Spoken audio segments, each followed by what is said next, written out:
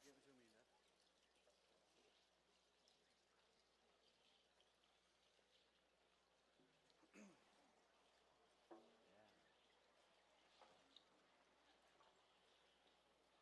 Joby, I stand there. I stand there. That's my. I actually stand right here. Jeez, all the boys are going down. Oh!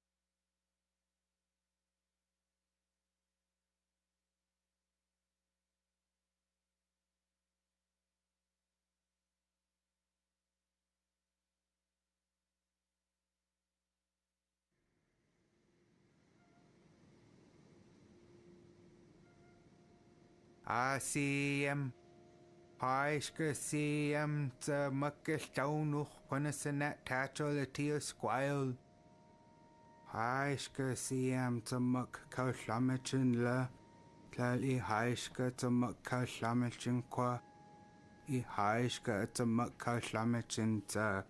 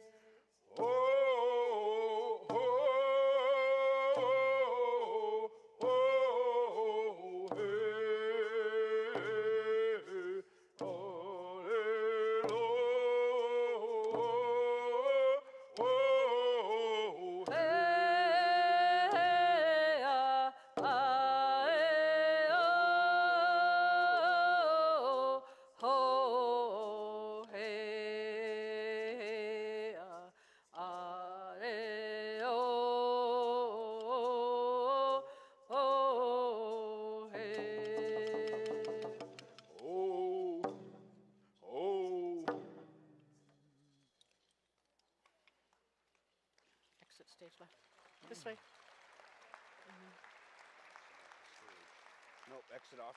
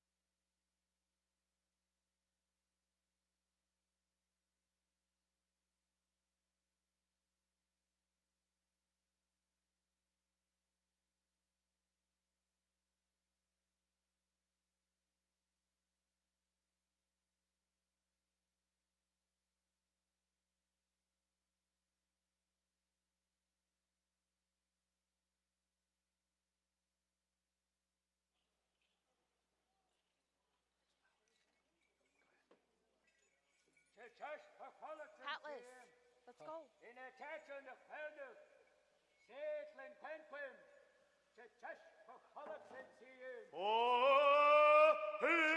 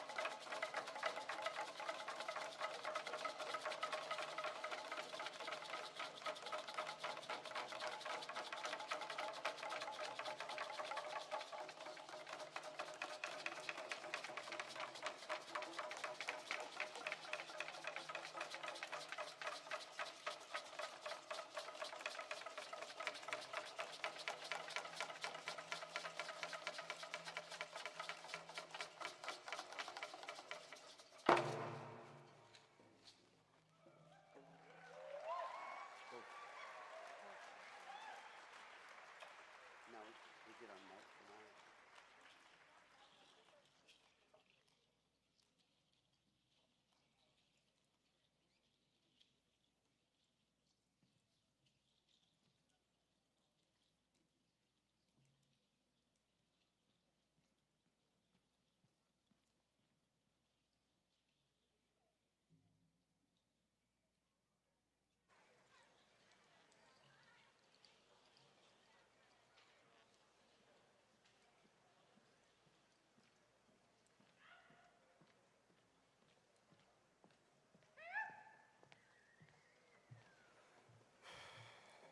Twal gwalapu gwalapu de ishad.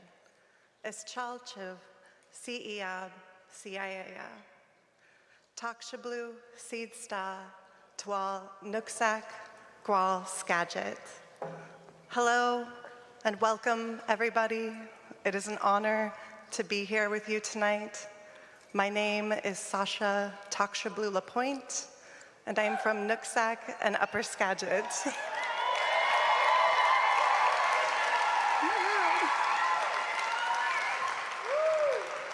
My parents are John and Jill LaPointe. My grandmother was Lois Dodson. My great-grandmother was Vi taqwšəblu Hilbert. And I want to take just a moment here to just say how grateful I am to be here in this beautiful Coast Salish territory on the tribal lands of the Duwamish, Suquamish, and Muckleshoot people.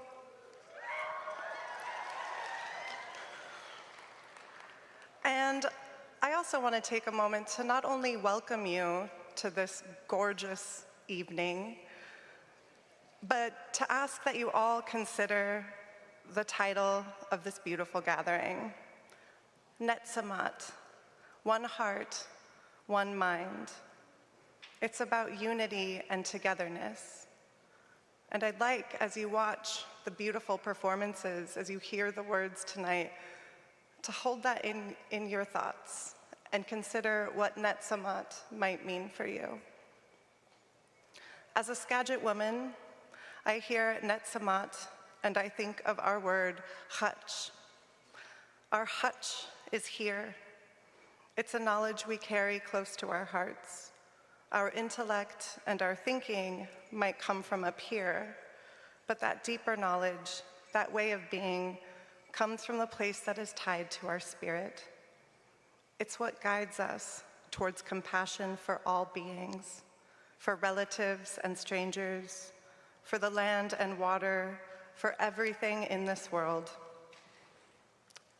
When I'm feeling lost or angry at the state of the world because there's a lot to be angry about, I try to quiet that anger and that hopelessness and listen to what's here, what's in my hutch. Our grandmother taught us many valuable lessons, and one of those lessons was about healing. Rather than giving up or giving into anger, she taught us that healing was the way. And not just healing for ourselves, but healing for the world. And not just having compassion for ourselves, but having compassion for the stranger on the street, for communities across the ocean. She taught us to work hard and to not be lazy. She believed in the gift of giving assignments. She still gives us jobs to do, even from the spirit world, because the work is never done. When I think of Netse Mot, it is impossible not to think of the story of lifting the sky, because it's going to take all of us, despite our differences, despite our different places of origin or our languages. The story is about coming together and learning that one word. It was one of my favorite stories, one I still think of often. And in the spirit of Netse Mot, I'd like to share a short excerpt from my book, Thunder Song, because this book was one of those assignments from Grandma, and I think that at its heart, it's asking for that same idea of togetherness. Because the things we are trying to heal are not site-specific. These are not just the wounds of our communities right here, but the wounds across the world: genocide, violence, the depleting of sacred resources and lands. This is happening all over. So I want to share the last section of an essay I wrote during the pandemic, shortly after a trip to the ocean, during a time I was feeling a bit hopeless, a bit angry, full of fear for our communities as elders were getting sick and people were being murdered in the street, full of fear for our land as forest fires filled the sky with smoke and ash. And this was a time I needed to quiet my anger, my hopelessness, and listen to my hutch and remember the lessons in those stories grandmother shared.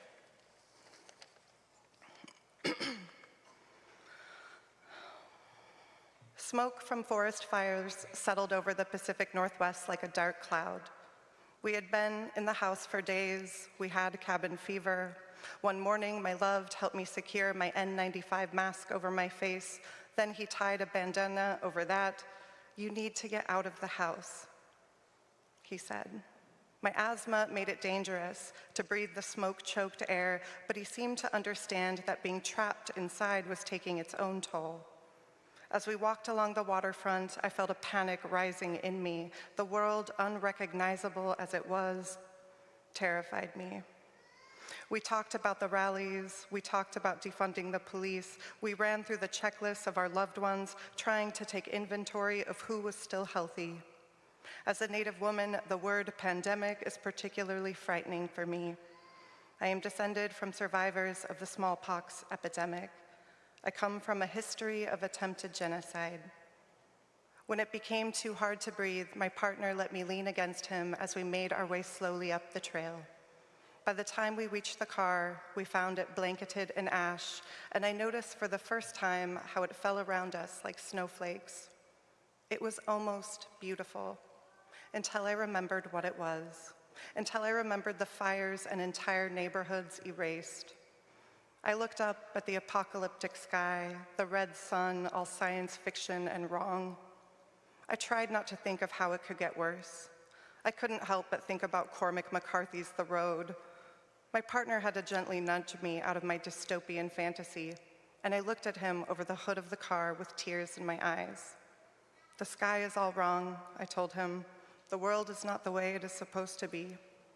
That's when he knew to take me home, to get a pot of cedar and rosemary boiling. My mother had instructed us over the phone how to use this traditional medicine and that it would help me breathe. A day later, a strong wind came and cleared the skies long enough for us to crawl out onto the roof. I was still haunted by the images of it all, the rising cases, the police brutality. There was a grief growing inside of me, bigger than anything I had ever known, and it started to break me. I was quiet for days at a time. I began to dream again of a storm over a sea. That's when my partner asked me to crawl out onto the roof with him. He asked me once more for a story.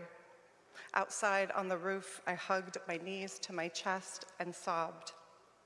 I looked out over Tacoma, the reservation, the casino frozen midway through construction, stopped by everything that was happening. I cried for the things we had lost, for the world as it seemed to be breaking. But it was his turn to take care of me, so my love pointed past the casino to the water beyond. "Remember La Push?" he asked, and pointed his finger toward the peninsula, toward the place we had spent on the beach. "Tell me a story." And I remembered my phone, my recording. I pressed play, and the beach came back to me. Right here on the rooftop on a hot summer day, we listened to the fire crackling and the waves crashing. I closed my eyes and remembered my grandmother's face. I sucked in a breath and I told him, for the first time, our story. In the beginning, we were lost in darkness. We fought to understand each other as we hit our heads along the fallen sky.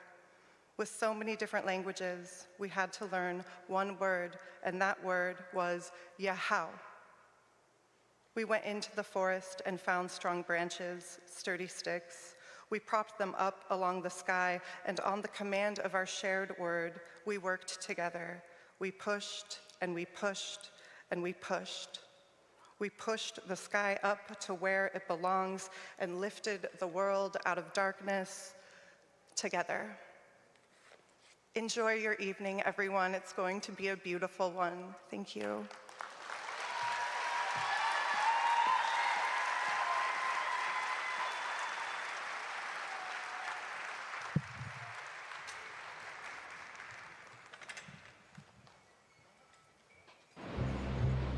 The idea that one day there could be no more salmon in the river and that we could cease to exist as a people became possible. Damn the Klamath! Bring the salmon home! It sounded unreal to hear, let's take out the dams.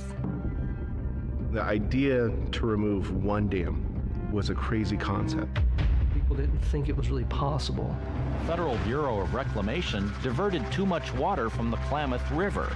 Those are the hardest days of my career. There were over 70,000 adult salmon dead in the water. I remember thinking, I have to go to law school to prevent this kind of thing from ever happening again. We needed to make some drastic changes. The time to blend in was past, and the time to be heard is now. But time is running out. Time is now for action. They're trying to take dams out up there. They're trying to take dams out here. They don't like or respect what we do. As we all know, the elephant in the room is dam removal and the loss of the lake.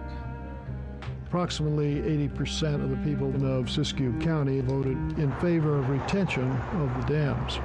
I think a lot of people view these as sort of monuments to manifest destiny.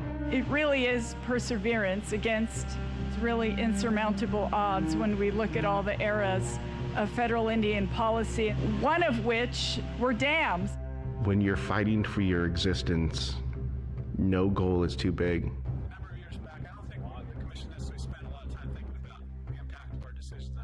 But we've reached a real milestone today, and we're so thankful for everybody's contribution. They're taking out the dams. It's up to us to reconnect the river. And in a year from now, the dams are going to be gone, and there's no turning back. Undam the Klamath! Bring the salmon home!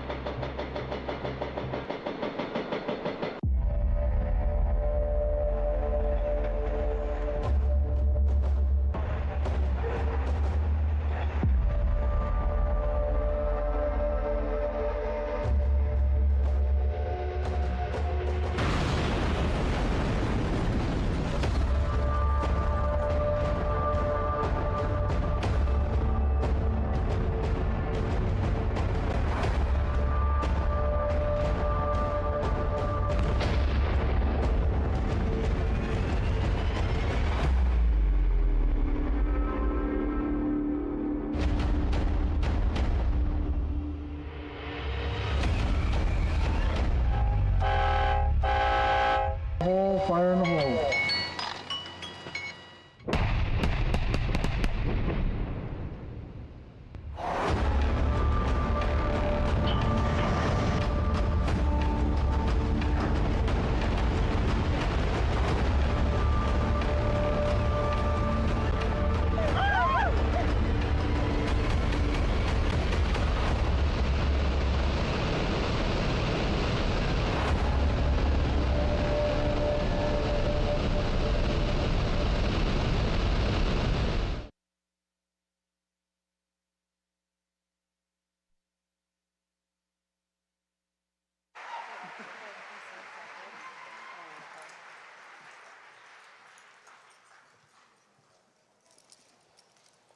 Netse Mot Santana Rabang Sunasnat Chukhlumisen. Hello, my respected people. My name is Santana Rabang. I come from Lummi. I'm so excited and honored to be introducing our first speaker to you all tonight, Amy Bowers Cordalis. I first met Amy. Yes, give her a round of applause.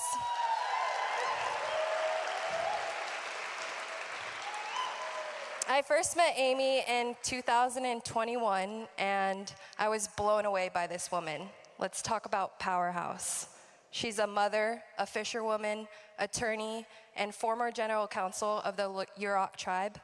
And let's not forget to mention, a leader within one of the largest dam removals in history.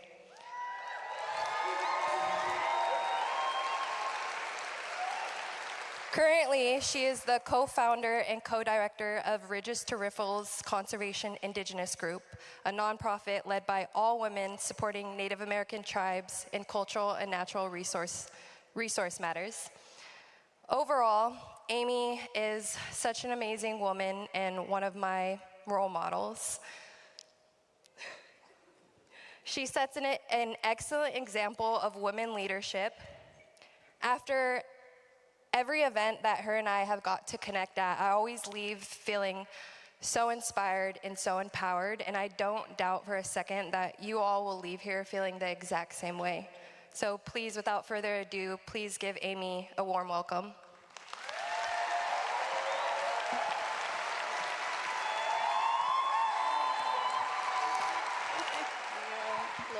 I love you too. All right. Okay. Ayakui. How is everyone? Yeah? Woo! I love the energy up here. Well, Nek now, Amy Bowers Cordalis, Nuwak Rekwoy, Numite Wa, Wak Lao, Wak Lao, Wak Lao.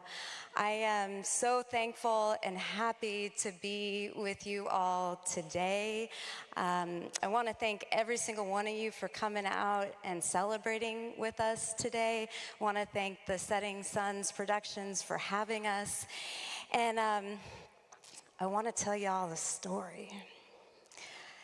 On the Klamath, where I'm from, in Northern California, we believe that the salmon, the river, the people are one family, and that we all have an obligation to live in a reciprocal relationship in balance with one another. The Creator gave us rules and instructions about how to care for salmon, how to care for our natural environment, and we as the Yurok people have tried hard to live in a good way. And I know many of you have those same kind of stories in your creation stories and those same relationships. Well, we had a pretty good deal going on. We were never removed from our traditional areas, but of course, when the invasion happened, the river was colonized, we were colonized, gold mining, logging, a reclamation project, and then 4 dams on the Klamath River were built without any fish passage. And after about 100 years of this sort of colonized regime, in 2002, everything came to a real bad point.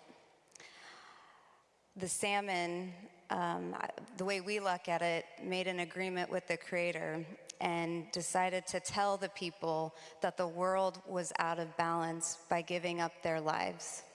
You all saw some images there in the film.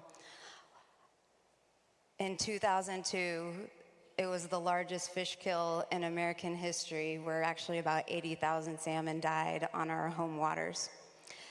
But the salmon gave up their lives to let us know something was way out of balance. And what that did was launch a movement on the Klamath River to remove those dams. Because we knew that we had no future, the family, right? The river, the salmon, no future if we didn't remove those dams. And it started with the indigenous peoples of the river. They told us we were crazy. They told us the richest man in the world owns those dams and you will never remove them. And we kept pushing. Our people launched a grassroots movement, a campaign to prove to the stakeholders of Berkshire Hathaway, of Pacificor, of Scottish Power that we would never give up.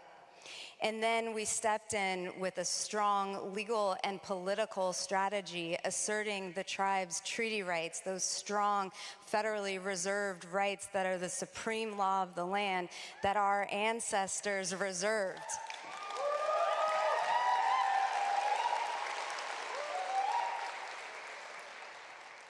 Those rights, coupled with the dedicated, strong tribal leadership, led us to a historic $550 million deal that equally balance the rights of nature, the rights of Indigenous people, and the rights of business. And that's, yeah, it was a big deal, right? How often does that happen? And it set us on a path to dam removal. And I am jumping for joy. I would do cartwheels if I wasn't wearing these fine things. About a month ago, we finished removing the Klamath River dams.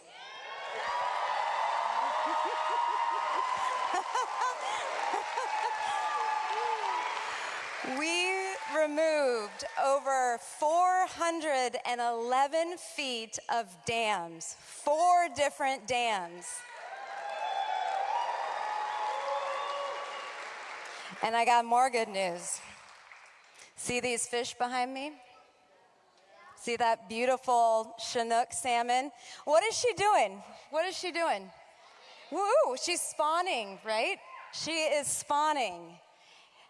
That is one of the first Klamath River salmon to return to historical spawning grounds for the first time in over 100 years.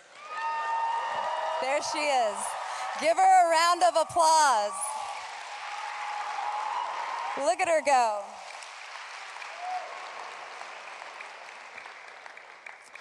I want to give a shout out to my R2R staff. I have the joy and privilege of working with remarkable women, and Stephanie Quinn Davidson, who is an Indigenous woman with a PhD in fisheries, what she said is that female Chinook is seeding the future. She's seeding all of our future. Yeah. She is a leader salmon, and she is a part of our family. She's a part of your family, and she is leading the way and bringing us back to that understanding that we all have in our bones about that family, right? That we are a part of the salmon family, of the river family, and whatever your home waters are, those fish are there to support you and to lead the way, just like they have always done for Indian people. There's a few things I want to share from the Klamath. Couple lessons learned. So the first is, there wasn't one single person who accomplished or is responsible for Klamath dam removal. Instead, it was hundreds, maybe even thousands of people working together in big and small ways over 20 years, united under a common goal to restore the balance on the Klamath River. That's how we did it. And the lesson there is that if we can do it on the Klamath, you can do it in your home waters. And whatever your goal is, yes, you can do it. You can work with other people, right? And what you do on a day-to-day basis matters. How you spend your time, your life force, your energy, whatever intention you set for the day matters. Because when we work with our family, right, under that guided vision of restoring balance, we can do it, right? And think about how powerful that is in this day and age, right? We all have in our ancestral memory how it felt to live on a healthy planet. And I've had the just joy and pleasure of spending time on this part of the Klamath recently. And when you go to the river, she tells you she's at peace. She feels better. And because she feels better, I feel better. And it's almost like that ancestral knowledge just comes up to the surface, and there is joy. There is healing. There is gratitude.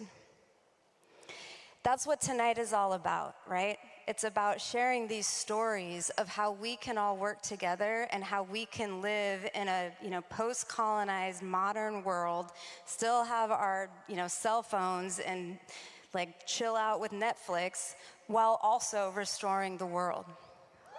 Yeah. So I want to do one more thing, and then I'll pass on the mic, and that is, at Yurok, our prayers come to us through songs. And our songs and our prayers are our strongest medicine. And really, the prayers, the vision of the Indigenous peoples was what led us to this historic project. And so I want to share a song with you all, and my hope is that through this song, you guys can take that medicine, that it'll go over you, fill on your shoulders in a good way, and that it'll inspire you to take on whatever it is you need for your own personal healing, for your land's healing, for your cultural healing, and that you have that belief that you can do it, because I know you can do it. The salmon know, and the river knows too. So. And if you feel like saying a prayer, this was a fun story. So I did an Indigenous peoples talk for my third graders class. And I sang this song, and they all got up and danced. And they were doing like the sprinkler to this Indigenous song. It was hilarious. So I invite you all, if you feel like you need to, take a big deep breath, bust out the Running Man, whatever it is you need to do, you do you. And let it come to you. Okay. All right. Hey, Yahweh, Yahweh, go. Hey, Yahweh, Yahweh, go. Nini, nini, hey, hey, hey.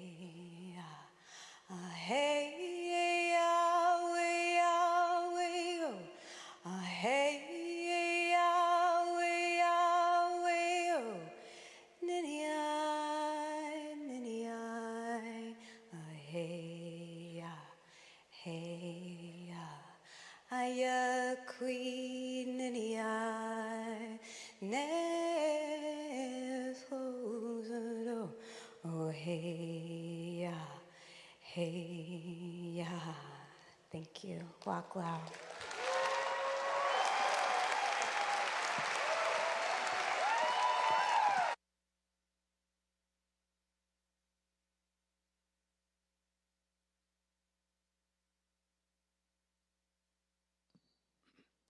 Good evening, everyone. It is my pleasure to introduce to you our next performers, all the way from White Swan, Washington, Yakima Nation. Grammy nominated. Ladies and gentlemen, put your hands together for the Black Lodge Singers. Let them hear you now.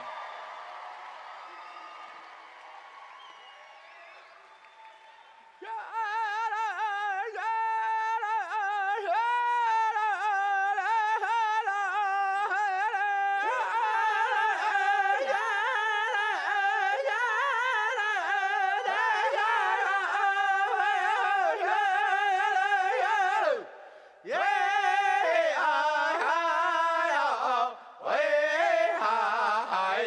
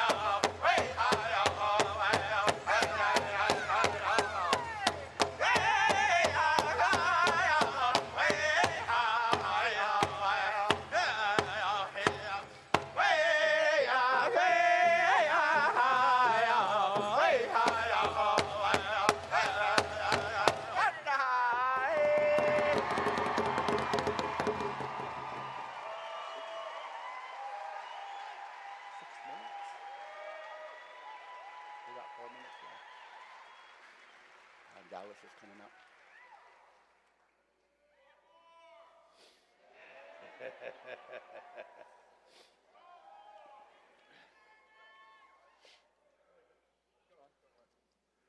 Give it up one more time for the Black Lodge Singers.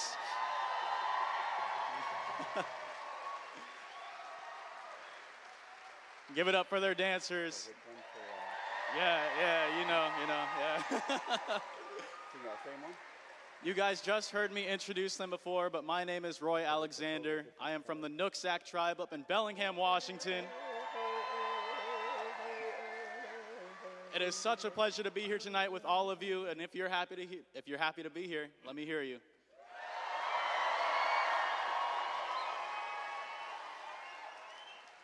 And as you can see, Black Lodge is still on, so they're not done yet. So, hoop dancing in all the way from Tall Cree First Nation in the Treaty 8 territory of Alberta, Canada. Let's hear it for Notorious Cree. Thank you.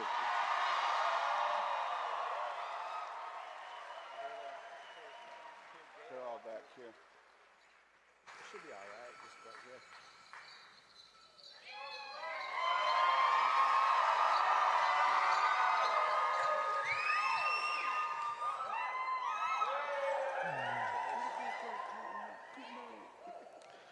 How is everybody doing today? Danse, James Jones, Nesiga Son, Nehio Nia, Tall Cree First Nations, Ocha Nia. Kisa Manatao, Issa Nenaskamau Ihi. Hello, beautiful people. How are you guys doing today? Awesome. You know, I see a lot of people from all across different nations, and it makes me really proud to be here and to be able to come to this theater and share our culture, do what we're doing here today. You know, it wasn't that long ago that, you know, my grandparents, as well as my mother, my very close family, they couldn't do something like this. You know, they couldn't practice their culture out in public, and it's a really amazing thing to see what we're doing here today. You know, we got Black Lodge singers, we got the dancers, we got all the people from this territory. We got all these deadly Indigenous people I see in the crowd here right now. It looks really, really powerful. And you know, we also have the non-Indigenous people here as well, the allies, the people who are stepping up to come and support. So while we're here, I want to teach everybody a really sacred word from my territory, especially all you non-Indigenous people out there. I want to teach you a word that comes from my territory, but this is for everyone. So it goes like this. This was a word that was taught to me when I was younger, and it's very sacred from my territory. So we're going to all say it together, all right? So kind of bear with me here. It starts like this. Just kind of join into the pronunciation with me. It starts like this. We're going to go, Aka, Si, No, and we say it all at the same time. 1, 2, 3. Ready? A casino. Yeah.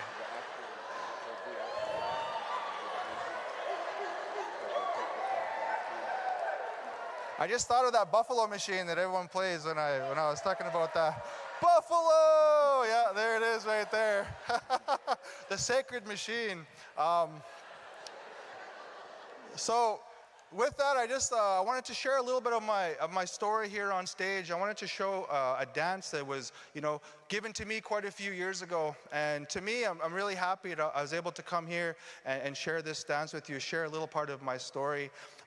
Me personally, you know, I grew up on my res and I moved to the city when I was a teenager. And, you know, growing up in the city at 12, 13 years old, I lost a lot of my identity, as you can say. You know, I wasn't around many language speakers anymore. I wasn't around many elders. I wasn't around, you know, many cultural people to just kind of show me the path and show me a good way.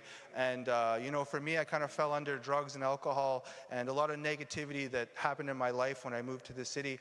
But I'm really thankful that after a few years, I met some really good mentors. I met some really good mentors who just kind of took me under their wing and showed me a better path, you know, showed me root back to our culture, you know, and not just with dancing and singing, but with ceremonies, with, you know, just helping me understand my role, not just as a Indigenous person or as a nihio, as we say in my language, but you know, as a human being and what I'm here to do as a human being. And for me, you know, that's been such a good healing. Dance, singing, and ceremony has been really, really powerful for me. So I'm really happy that I'm able to come here and just share a little bit of my story, especially with the dancing, and get to share the stage with some amazing singers like Black Lodge. Let's give them a big round of applause, everybody, for bringing out their drum.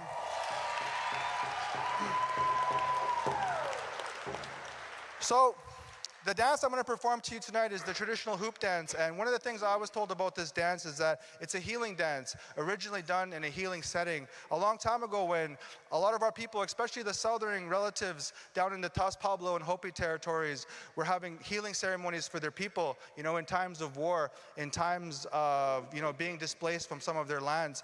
They would have healing ceremonies, and during these ceremonies, hoop dancers would be asked to come and dance for their people, come and show their stories with their hoops, in hopes that whoever is watching could see something within this dance that maybe can help them on their healing journey, maybe see something that can help them in their path in a good way.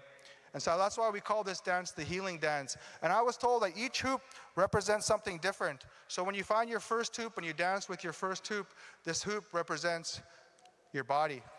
So all those things we put into our bodies, you know, these two hoops is a representation of that. And when you grab your second hoop, right here, and you grab your second one, these two hoops here is a representation of your mind.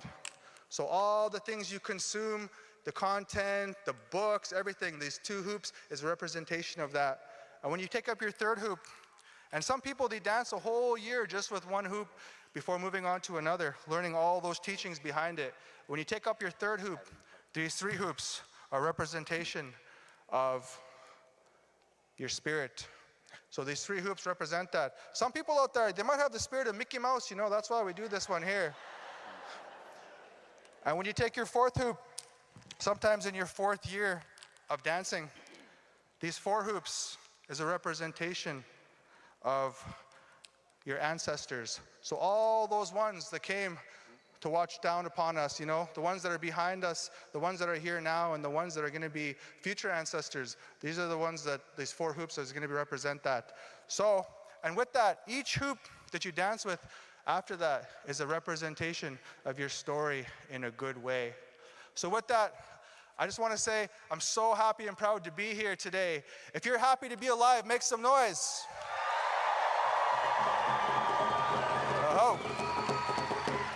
This is the hoop dance. Hope you enjoy. Oh.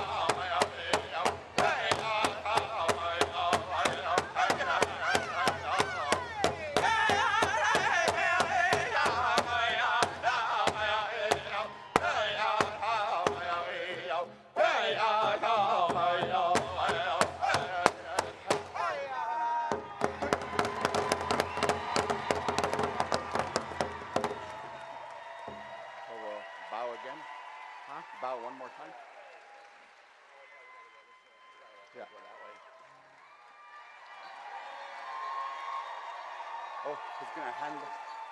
Oh.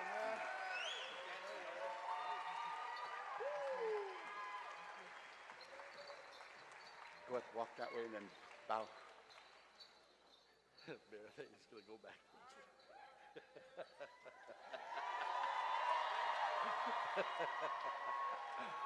I thought Bear was gonna be like Bart Simpson and go backwards all slow. All right, man. Good show, man. Good show. Hey.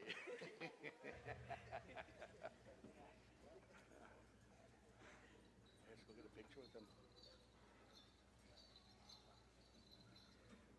go get a picture with them.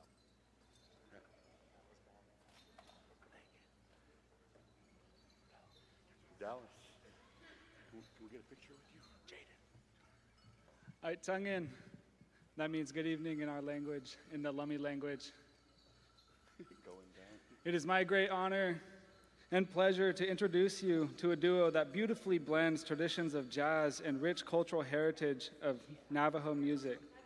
Delbert Anderson and Robert Mueller, also known for their captivating performances that take us on a journey through sound, history, and improvisation. Wow. See what happens when I try reading from a script? Goodness. Aunties and uncles, nieces and nephews, put your hands together for this next duo that changes the way we look at Indigenous music in contemporary forms. Delbert Anderson and Robert Mueller, come take the stage, take our breath away. Ocean.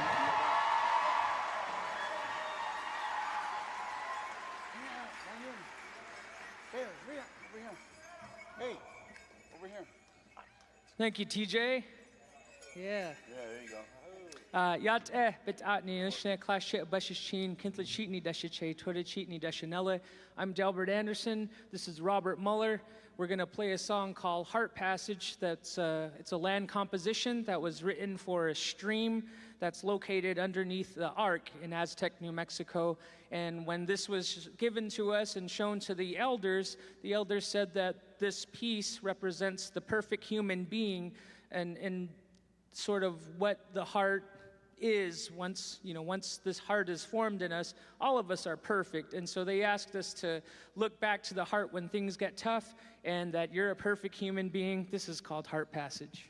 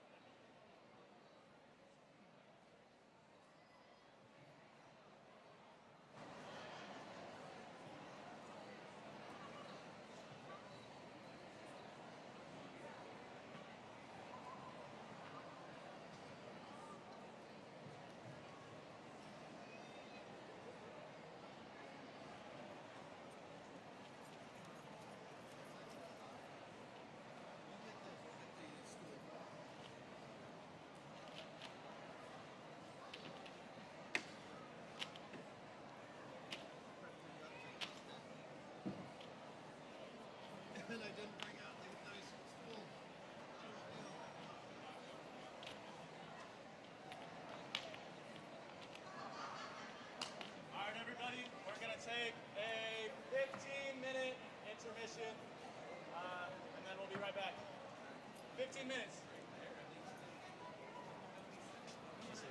I don't know. 15 minutes.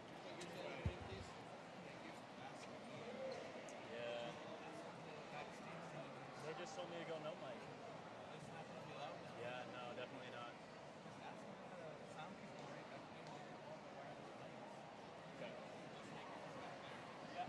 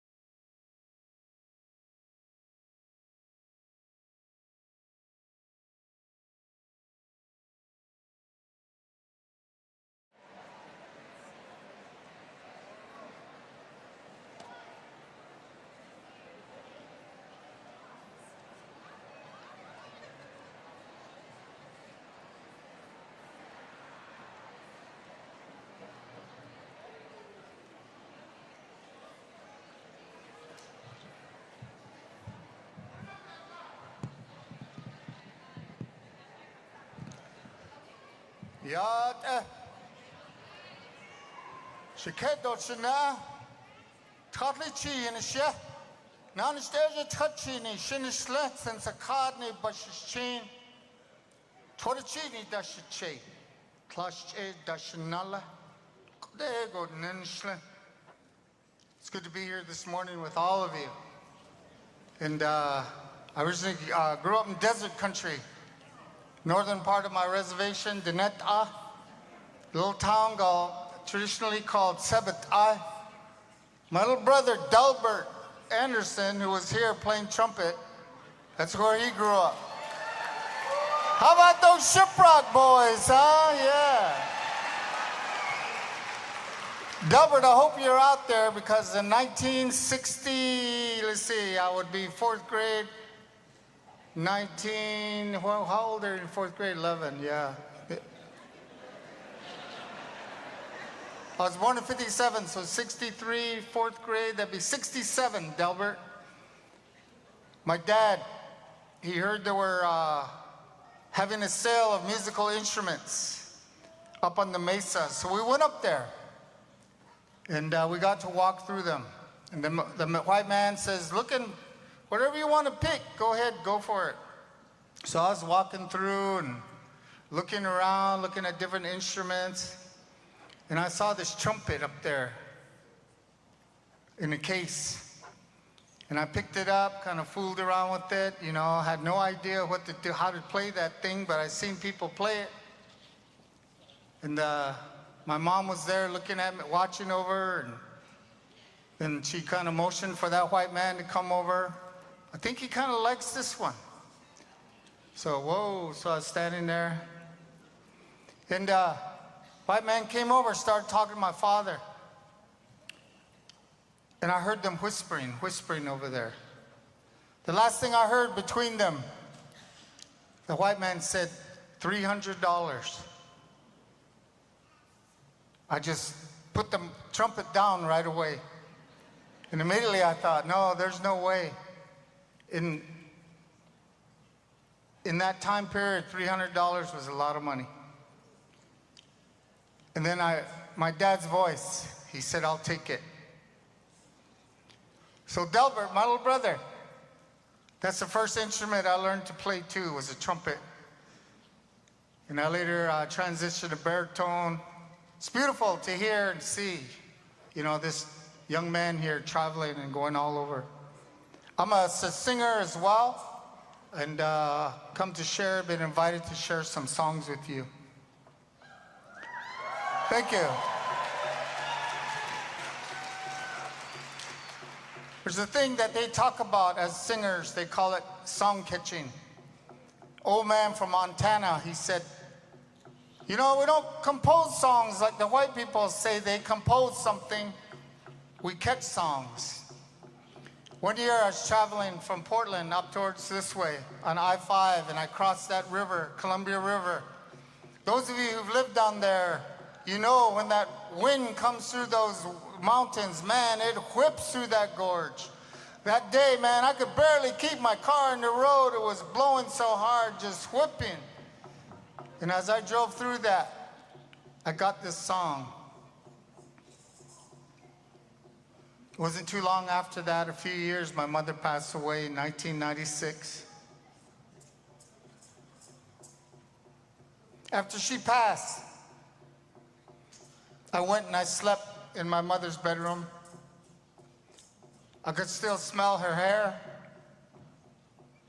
And I went to sleep that night. Early in the morning, I heard noises. I heard my grandma shouting. I got up and I ran in there. What's going on? I saw a bird flying back and forth in the living room. She was going after it like this. She saw me. She said, Sonny, Sonny, help me catch that bird. In our tradition, when these little birds come into your house, it's a blessing. And what we like to do, our people have showed us, we talk to that bird, and if we can catch it, we put corn pollen on that bird, and we ask for a blessing from that bird. And when they shake themselves off, we catch that pollen. We use it in our prayers. That bird flew over, went over my head. went down the hallway, turned the corner, went right to my mom's bedroom. I walked in there. My brother-in-law was inside. He was trying to move towards that bird that was sitting on the windowsill. I walked over there, and he backed up, and I went up to that bird. You could see its eyes just blinking, blink, blink, blink, blink. And I put my hands up slowly, and I said, little birdie, we want to gift you. We want to ask you for a blessing. We want to give you something for that. Little birdie. And little bird blinked at me, and that little bird let me pick it up. And I walked back into the living room. My grandma was there. She just put her hands together like the old grandmas do. And she said, oh, Sonny. She called everybody to come and ask for prayers, ask for a blessing. Each one of them sprinkled some corn pollen on the back of that bird.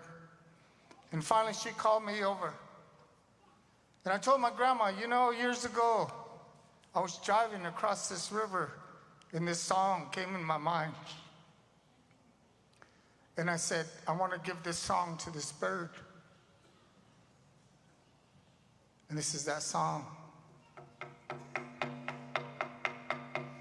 Yahweh, Yahweh, Yah, Yah, Yah, Yah, Yahweh, Yahweh, Yahweh, Yahweh, Yahweh, Yah, Yah, Yah,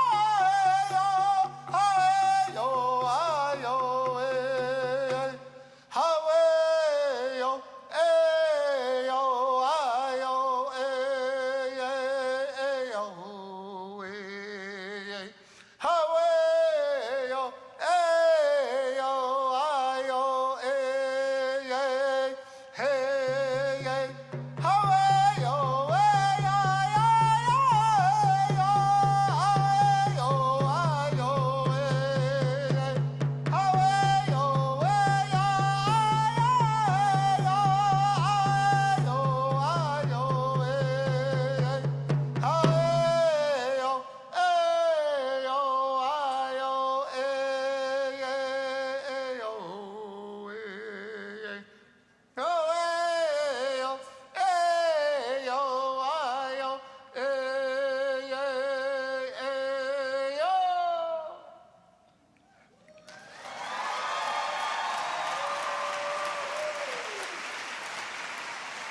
As was said a while ago, it's really good to have everybody here, and especially the non-native people who are here. You're glad we were with us.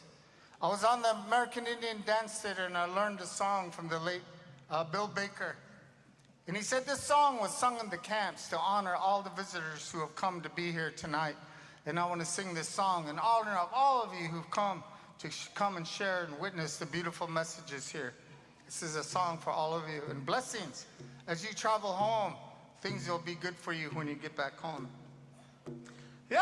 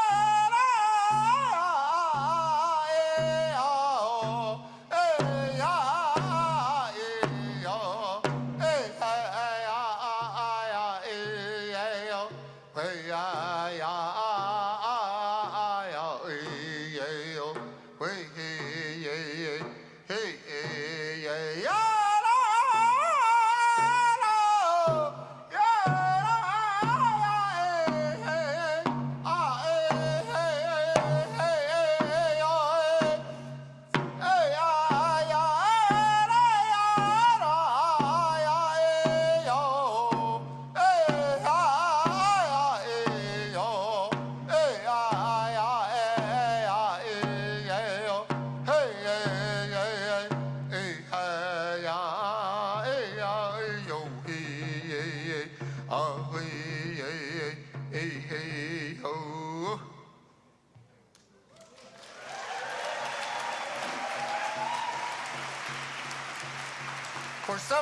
several years, I lived near Green Lake in a little apartment, kind of halfway dug into the ground. It was kind of a hiding place after a rough time. And some of you remember that. I know Ron and Danita have been to visit me there before. And when I was riding the bus one rainy night back home, I've composed and I've caught a lot of songs over time. And I really enjoy the music that you heard up here, the Coast Salish songs. Yes. And those of you non-natives who are here, our people, we are singers. And we didn't spend our time making instruments and all that stuff. We focused on our singing. And so these songs that you heard right here on the stage, they're the songs of the very forests, of the waters, the oceans, of the rivers that flow. Everywhere you walk on this land, those songs have been there before you. They're beautiful. So this night, I was on the bus and I was looking at the rain coming down and I thought, wow, wouldn't it be cool to sing a powwow song that has sort of some Coast Salish kind of styling in it? So I sat there, I don't know, man, if they're what they're gonna do, but I said, okay, let's see what we can get. So I started thinking. As I got off the bus, I was standing there getting ready to walk back to my apartment, and this song was born. And this song, once we sang it, it took off all across the country. And it was made famous, actually, by a drum group called Iyabe Singers. Yeah, Iyabe, they love this song, and we're glad to hear them singing it. This is how it goes. This is for all you Coast Salish, too, as well. It's good to be in your homelands. It's called the Paddle Song.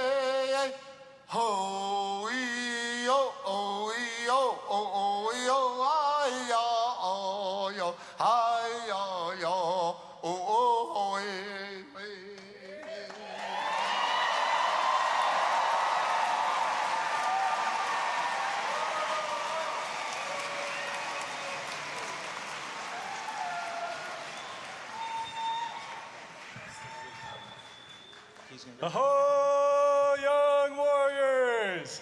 Are you ready to vote? Nah, man, that ain't for me. You know, it's been 100 years since our ancestors gained voting rights in this country. But my vote won't matter. Your vote is the voice of your ancestors. It's your voice. It's the voice of the future generations. Let's go vote then. Introducing our next speaker. He's a comedian, but more than that, he's an activist, a leader against the Keystone XL and Dakota Access Pipelines, a member of the Lower Sioux and Navajo Dene Nations. Introducing our fry-bread warrior, Dallas GoldTooth!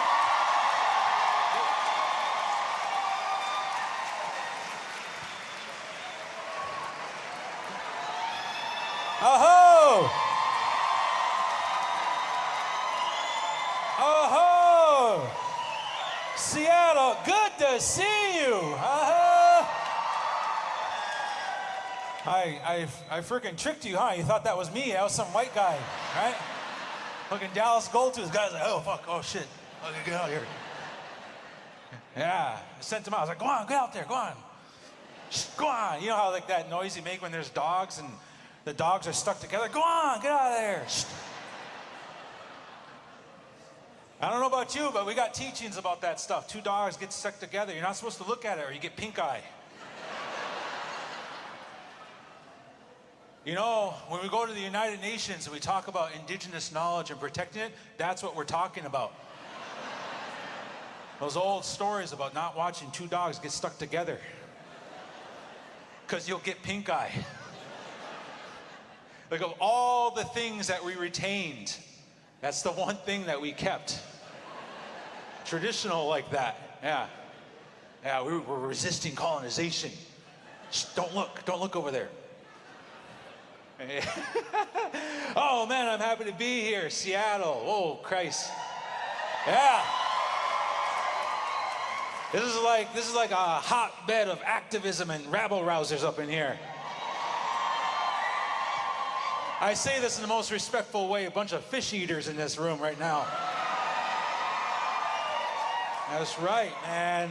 Growing up, this is the place everyone looked to because of all the old fish wars here, man. Hell yeah.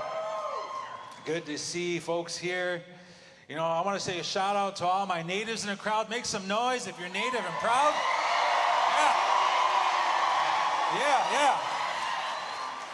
You know, we're diverse people. We're not a monolith, right? So like, make some noise if you're like light-skinned native. Make some noise. Yeah. Where's my black natives relatives in the crowd? Where you at? Oh, good one. Yeah. You wanted the last word on that one.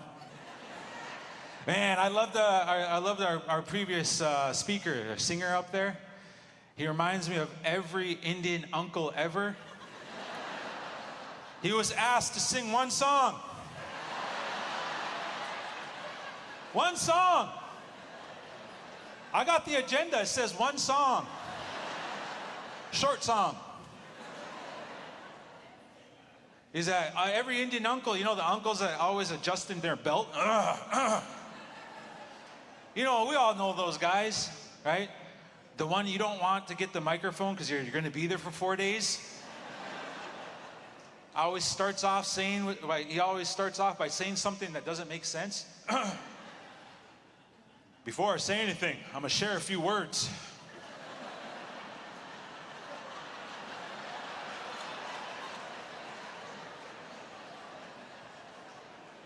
Indigenous knowledge, that's what that is.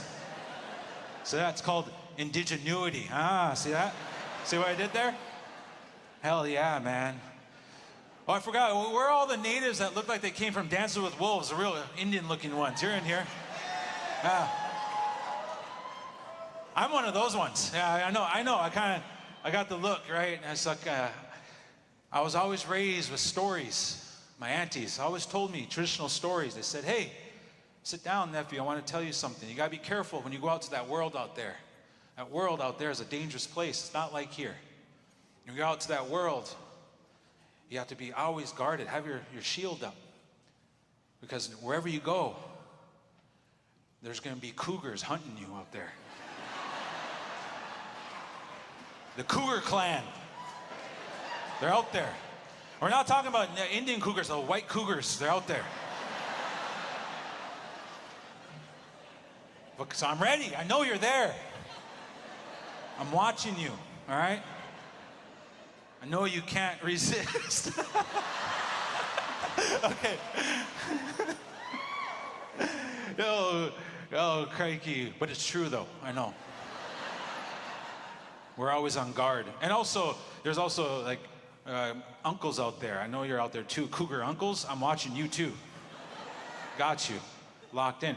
I came out, I decided to dress all up like I'm running for council, so I hope you vote for me. You know what I mean? I start saying crap that don't make sense, you know, making promises. Oh, if you vote for me, I'll kill diabetes. It's gone. It's taken care of. I almost wanted to come out here and say, all right, natives for Trump, thank you for being here. Oh, whoa, I know. I didn't want to get freaking... Calm down. I didn't say it. I was just telling you what I was going to say, all right? That's all I was doing. That's all I was doing. Okay, so I was asked to come here to speak. Or, you know what, actually, I travel all across Turtle Island. I've been everywhere from the Everglades all the way up to the North Slope of Alaska. And there is one question I receive and I hear above all else. Well, actually, the one question I hear the most is, hey, can you do the war whoop? So I was like, oh, young warriors. There, I did it for you. I feel like, if those that have kids, you may remember this, I feel like that movie Shrek where the little kids like, do the roar. That's what I'm used to. But the second question I always get is, how do you find hope? How do you find hope, Dallas? How do you find it? Which is kind of crazy and really actually kind of difficult to process that we are in search of hope so much these days. And for me, I find hope in 3 places. I find hope in our ability to challenge power. I find hope in our ability to invest in we, and I find hope in our capability to radically imagine a future where we are living and thriving. That's where I find hope. Now, power. I'll put this. By trade, I'm an organizer. I worked with an environmental justice organization for a number of years. And so in the context of how we define power, I define it from a lens of organizing. Power is not a thing, it's not an entity, it's not a trait. Power is the influence created by the relationship between interests and resources. If you have the interest to protect a river and the salmon and all the living animals and inanimate things that depend upon it, and you're another group that has the interest to dam that river for profits, historically, where were the resources pushed towards, right? And so power is fluid, it's dynamic, because at one point the power was over here with those seeking profits and to plunder Mother Earth. But as you heard earlier tonight, we're taking that shit back.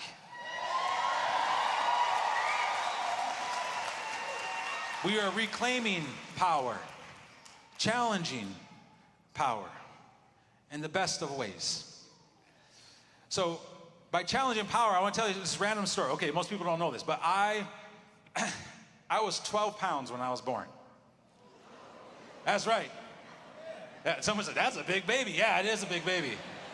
That's like a watermelon going out there, right? I was big. My mom, and also this is, and for the mothers out here, you might understand this. It was natural with no medication. Because the doctors, this was a border town, didn't give medication to Indian women at the time. So I came out, I'm super grateful. Like, I have to say thank you to my mom every day, right? I put out tobacco to her. Oh, great, thank you. I was so big, I came out like talking, you know? Like I fucking came out of a sweat lodge. Oh, I'm a doc, y'all say. We're all relatives. You know, got a cigarette. Oh, creator, thank you. Thank you. Appreciate that. Got scared of the doctor. Oh, fucking wait, man, get away from me. Fuck, get on. Shh, go on. 12 pounds, man. I was born into an activist family. I was born into rabble-rousers, right? And we are born of communities who have actively resisted authority for generations, and we have to be proud of that. Absolutely proud of that. When we talk about investing in we as another place where I find hope, I think about this. In 2015, I was at the tremendous fortune to organize and coordinate to help bring a group of Lummi youth to the Paris Climate Talks in Paris, France. I want to give a shout out to Becky Kinley, who helped organize that trip. And I also want to take a moment to recognize and acknowledge a relative who's no longer with us, Justin Finkbonner. In 2015, I was working for an organization called the Indigenous Environmental Network. And I saw photos of Justin and all these youth in canoes stopping the movement of a massive oil rig from leaving these waters. A brave and tremendous action. And I saw the commitment not only to demonstrate our collective power as Indigenous peoples, but also our investment in the next generation, and the investment in us. And so there was a whole crew of folks. I don't know if there's any young folks or folks that went to Paris in that crew. Make some noise. All right, there's one. Yeah, good for you. But we brought them, a whole group, a canoe family, to Paris to share the knowledge, the wisdom, and the voice of standing up for our most precious commodity, and that is water. The power of water was what brought us together, and the need to protect that. And what it taught me in listening to all these Lummi youth, and they're talking about why they're there and what they want to do, it reinforced in me this hope, because I heard values and teachings I've grown up with. A value of taking care of each other, helping each other out, taking care of those that are struggling. A core value of who we are, and collective responsibility. There is no hope in systems that prioritize individual success at the expense of the many.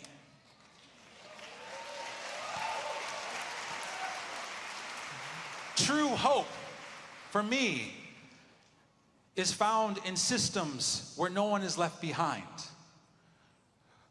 In systems where wealth and resources is not hoarded by a few, but shared amongst all.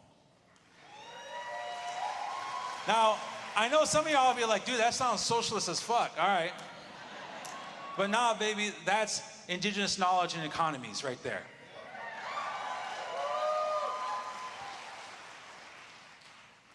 And the third place where I find hope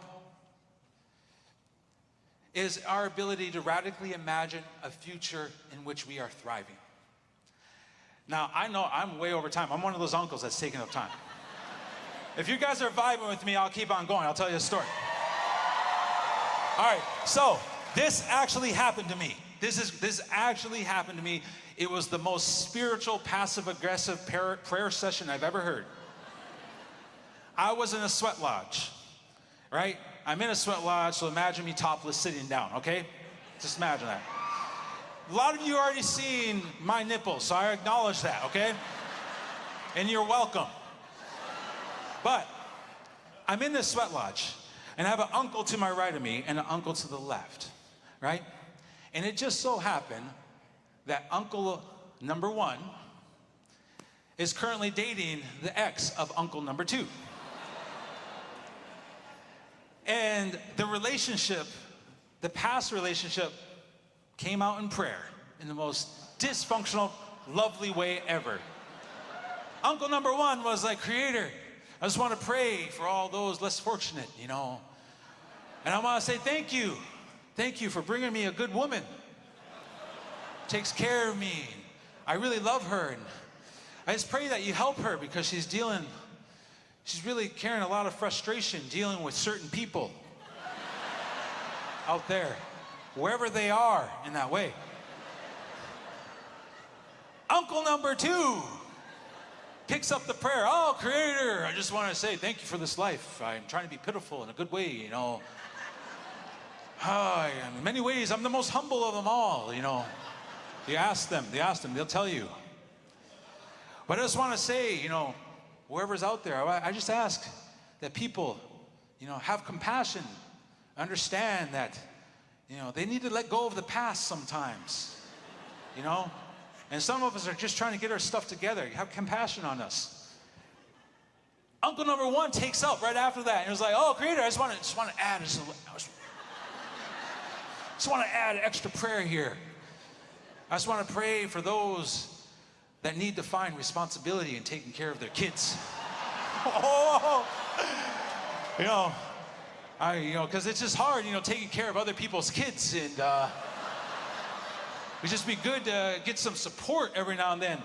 And I kid you not, Uncle number two picked it up and be like, oh, there's Creator. I just want people to understand I'm in between jobs right now. And just ask these people not to be so goddamn judgy. Oh man, it was awesome. The guy pouring the water was like, okay, all right. So it's good, all right. Oh, Creator, say 4 Hail Marys. Let's get out of here. Oh. And that is how that story ended up in season 2, episode 1 of Reservation Dogs. For those that watched it, there was a prayer-off between the uncles. A sacred prayer-off. Reservation Dogs was an amazing thing, wasn't it? All native writers, predominantly native cast, all native directors. Born out of our lived experience as native peoples. But what it does is it sets the tone and the narrative that we as native people do not only exist in the past, we exist in the present. But not only that, what we are advocating for, and where I find my hope, is our capability to radically imagine a future that is beyond our current present situation, a future in which we are able to enact our dreams to the fullest extent. I have hope because I know people in this room, and there's organizations like the Children of the Setting Sun who are investing in stories to radically imagine a future in which we have control over our water, over our land, over our food, over our energy, and over our bodies. It is those 3 things that I find hope in. And I find it in this room. I find it in the songs on this stage. And no matter what may in the next 30 days, that hope's not going away. Because our people have been through some shit, and we're going to be getting through some shit. So I appreciate you to the fullest extent. I love each and every one of you to the fullest extent, and I thank you for giving me this time to talk in front of you. Thank you.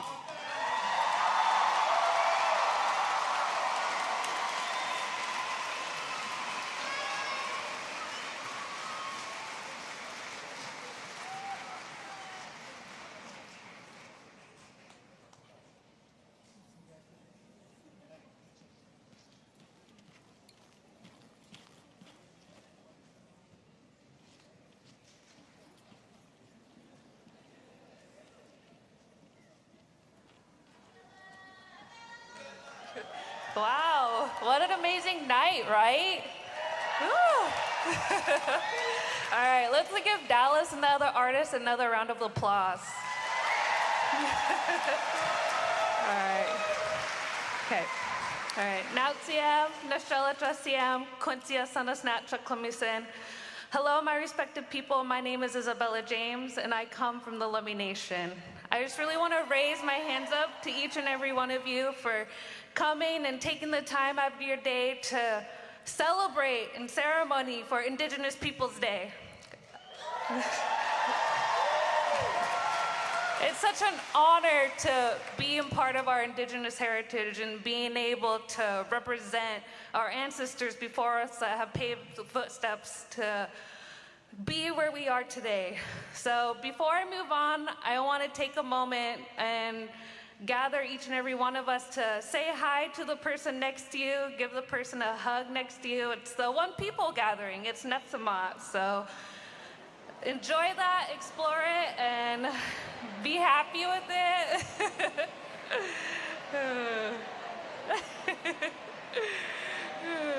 Oh my goodness.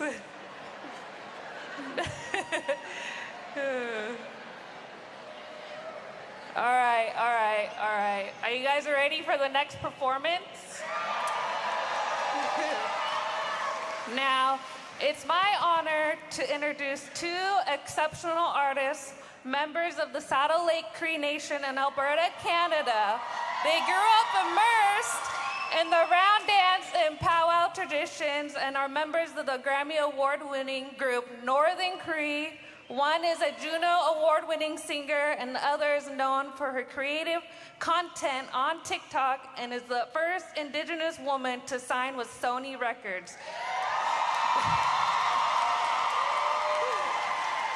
And who has had multiple songs released this year. Ladies and gentlemen, please join me in welcoming Fawn and T-Bone.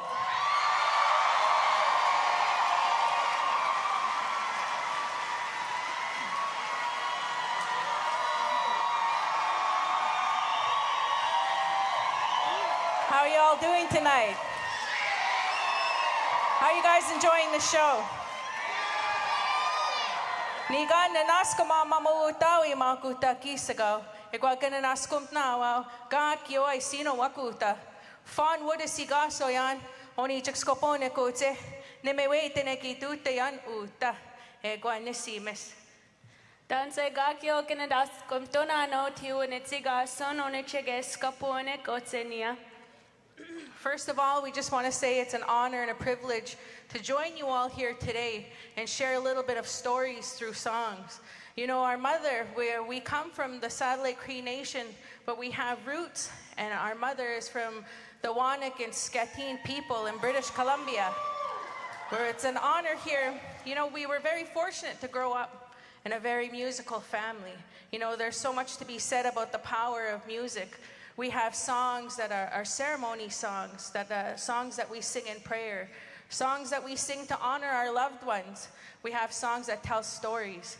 And this first song that we want to sing for you is a song to remember our loved ones.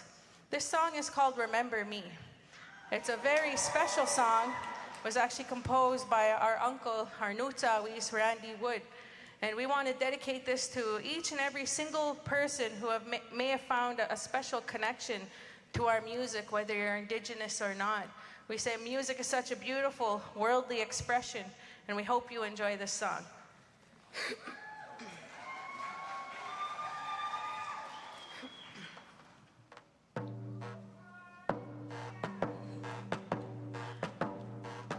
Hey,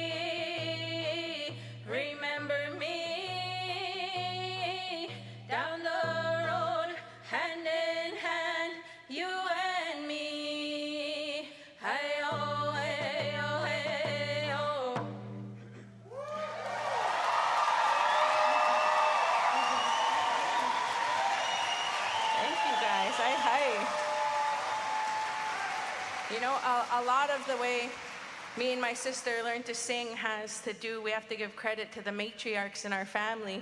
We're actually joined here by my mom, our grandma, and my auntie Josette, and they were actually the oldest powwow group in British Columbia called the Fraser Valley Singers.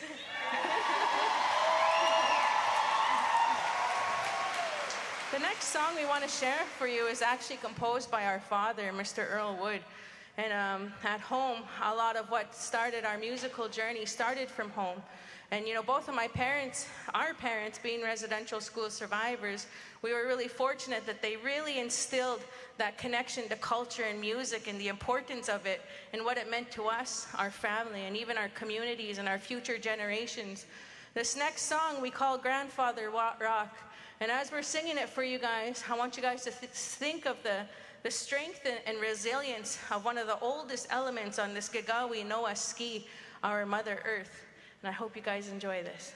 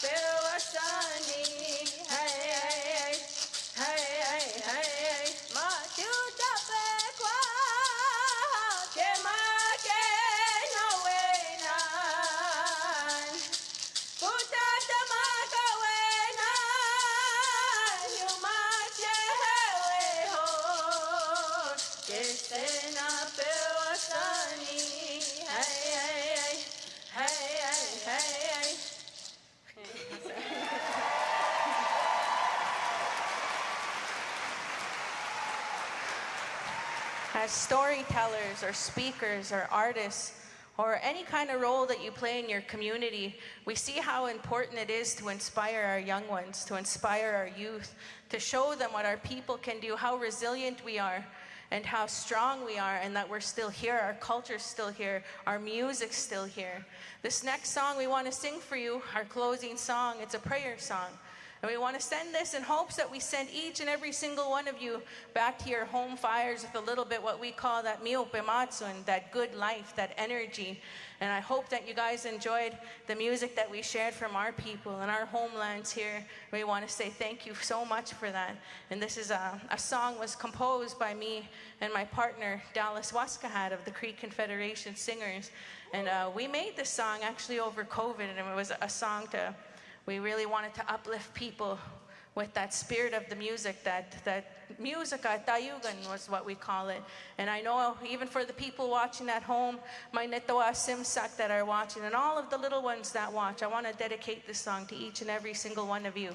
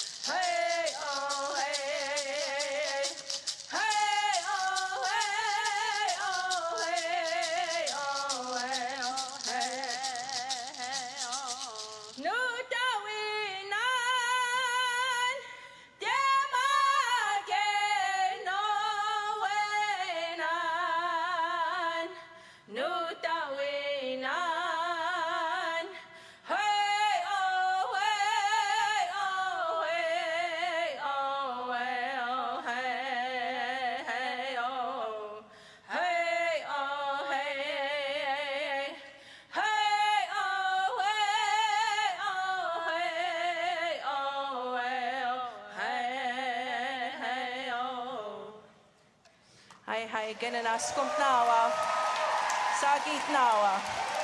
Thank you very much.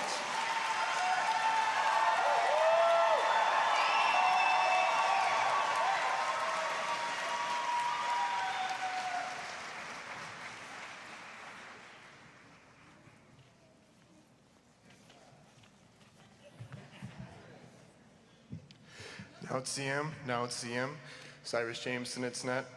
Hello, my dear friends and relatives. My name is Cyrus James. I'm a member of the taqwšəblu tribes. And today, thank you.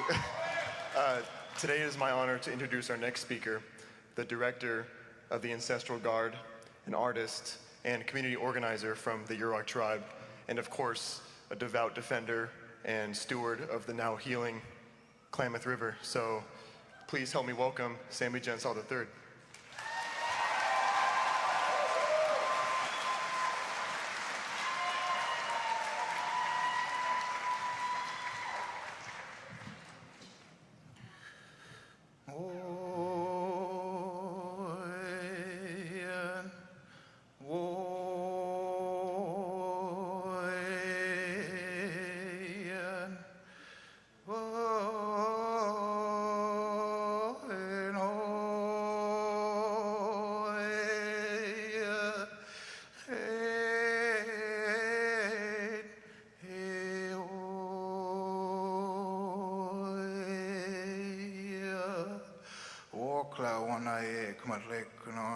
Squisha hall at my war cloud, come at hate keek red warrior, see war cloud, come at Nikki Chu, Kyla song, come at Numi school, and my school, come at Nikki Chu, as is Numi school, and Pa one new hate keek red warrior, come at Nepui.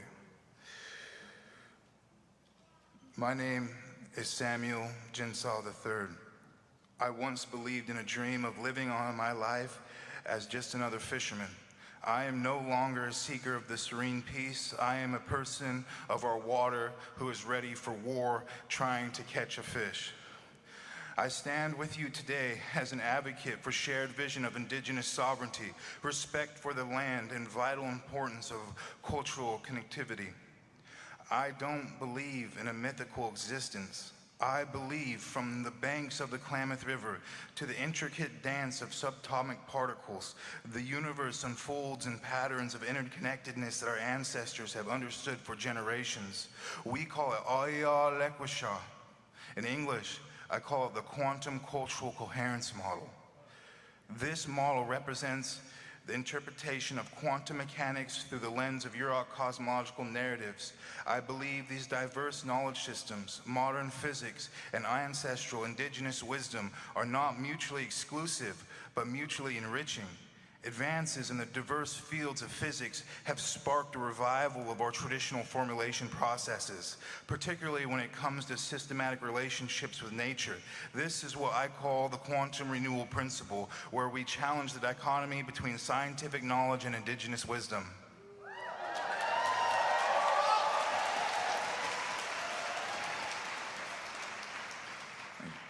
Our values passed down through the generations have created a culture where reciprocity with the land and the waters is essential. This is why, when we discuss projects, it is crucial to involve indigenous voices and leadership from the very beginning. Traditional ecological knowledge offers invaluable insights into restoring and managing ecosystems and sustainability. But this work isn't only about climate adaptation or inclusive conservation, it's about justice, healing, and returning balance to a relationship with the natural world.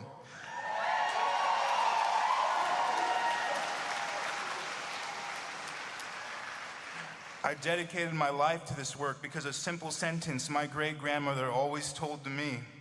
She was a fierce advocate for indigenous healthcare in her time when it was hard enough being a woman in America, let alone an indigenous advocate holding the government in compliance with their obligations for indigenous people.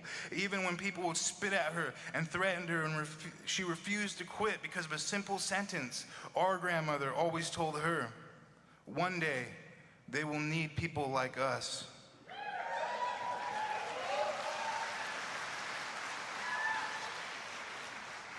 And she was right. This world needs people like us. People who see the systems of nature not as commodities, but as a relationship that demands respect, stewardship, and reciprocity. We need that living in harmony. We need the land. It is key to healing both our communities and the earth. My relatives, my future leaders, my hope. Today, I speak with you with deep respect, knowing that you are the ones who will carry on our story forward. The world we are living on today has one of great challenges, but also great possibilities. And you are the ones who will decide what kind of future we all share. But I want you to know this: everything you need to create this future already exists inside you. You are the living link between the past and the world that has yet to be written. I know it can feel overwhelming. You are living in a time of rapid change. Technology is moving faster than we can imagine. And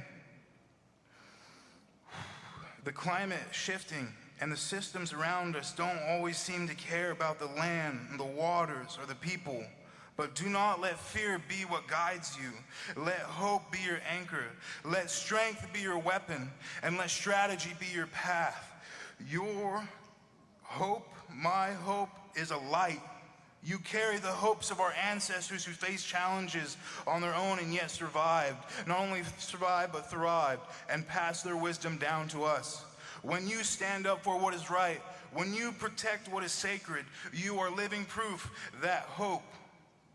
Never underestimate the power of your voice.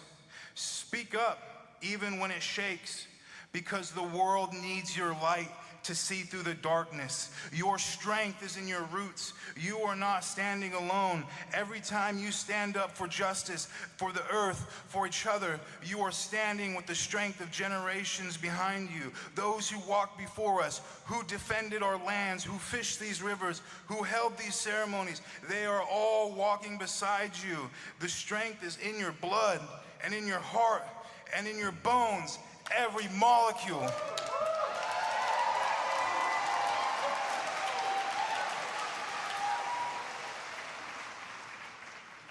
It is in every story we pass down. Our stories are our power.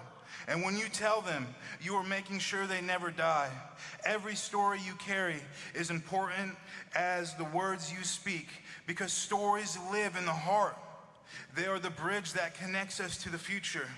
And yet, I have come to realize that strength alone is not enough. We must be guided by strategy. Strategy is your path. In the past, I used to tell young people, go to school, come back and work for your tribe. I must have said this to 100,000 young people in my life, but I no longer say this.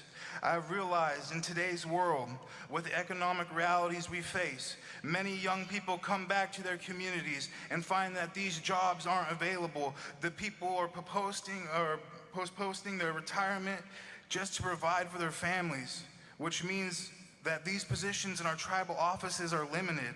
This creates frustration, competition, and even animosity in our communities. But I've come to understand that you don't need to have a job at the tribal office to work for your people.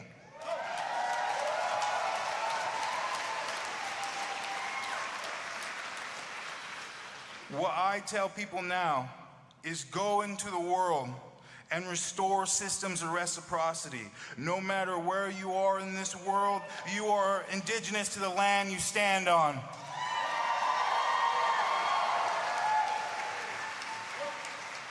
You are my people, and you have the power to create the change you want to see. You don't need a desk at the tribal office to listen to your people. You don't need to be in a certain place to live out your responsibilities to the land and your community. The world needs people who are willing to take action wherever they are. People who carry the principles of reciprocity and balance and respect with them no matter where they go.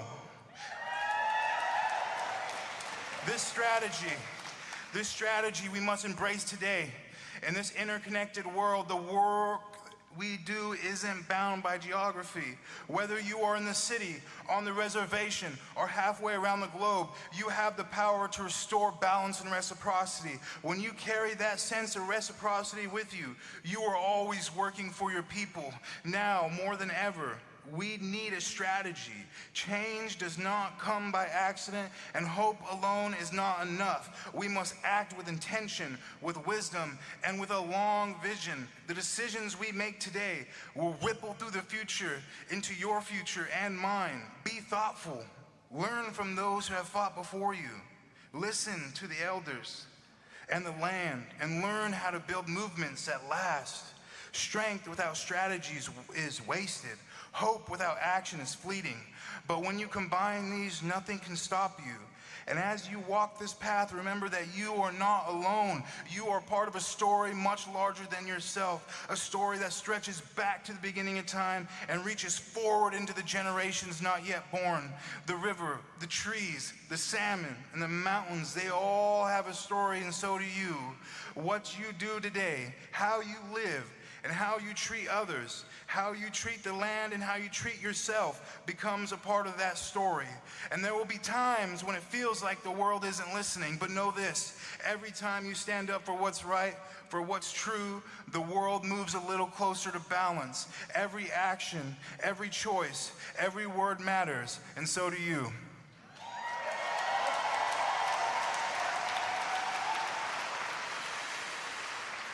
You are the fire keepers, the fire of resilience and courage and wisdom. Carry that fire forward. Light the way for others, and know that we are here, walking beside you, believing in you. Everyone you've seen on stage here today believes in you and your power. And you have to light that light for others. And the future is yours to create, but you will not walk that alone. Hold your head up high. Hold your hope up high. Hold your strength steady, and walk that path with strategy, knowing you are the continuation of a story that has no end.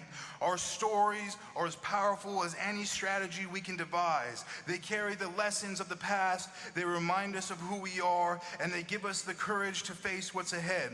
In my community, we tell the story of the salmon who traveled thousands of miles to return to the rivers where they were born. Their journey is not easy. They face obstacles that seem unimaginable. But they have 4 less obstacles on that river now.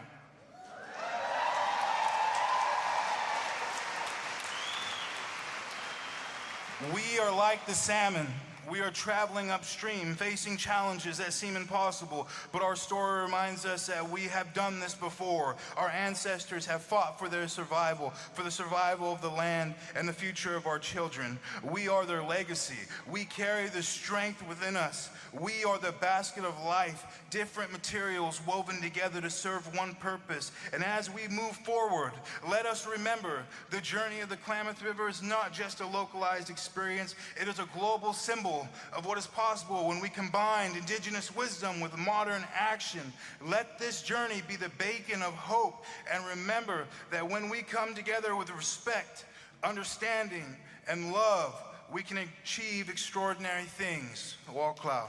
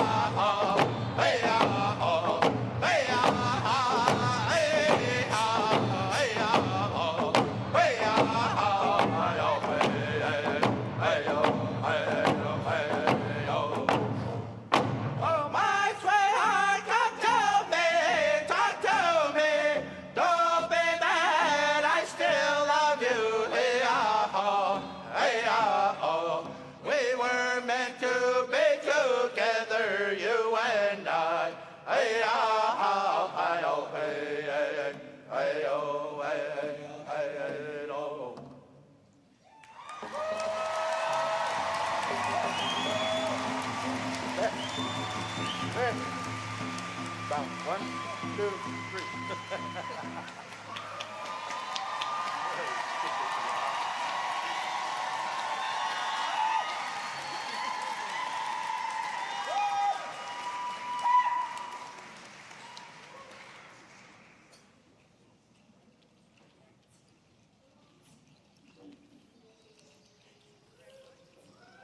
Check 1, check 2, check 1. Can you all hear me? Mic check. All right. Once again, we want to thank each and every one of you for coming out tonight. Most of all, we want to thank our friends, our relatives that traveled here to be with us tonight. Some of them traveled a great distance. Some of them were up around the clock to be here. And still, you know, put on a really good showing for each and every one of you. We're asking our honored guests to come up here. In behalf of Children's Setting Sun Productions, we want to shake your hand and give you a gift. You know, something to remember this day, and something you could bring home, and hopefully your stay here with us on the Pacific Northwest here was good to you, you know, and I pray that, you know, the place you call home is going to be just the way you left it when you get back home. And we're waiting for some more of our guests to come out. So we should have 13, I believe, out there.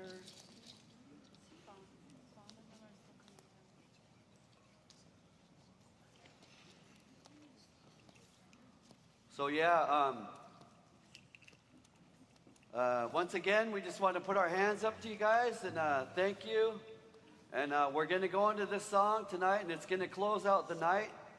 But we're asking the Creator God to look down upon, you know, your travel home, those roadways, the flights, or whatever you got to do to get home. We're going to send our prayers out that way. So with that, ask you all to help, you know, give everybody a round of applause for this awesome day. All right. What do you say, ladies and gentlemen? Make some noise. Hey. We're going to honor these people in a big way. We're going to take it back to the powwow. It's a friendship dance. We want everybody to come up and stand up and shake hands. We got 3 generations right here that are going to be coming down the middle road.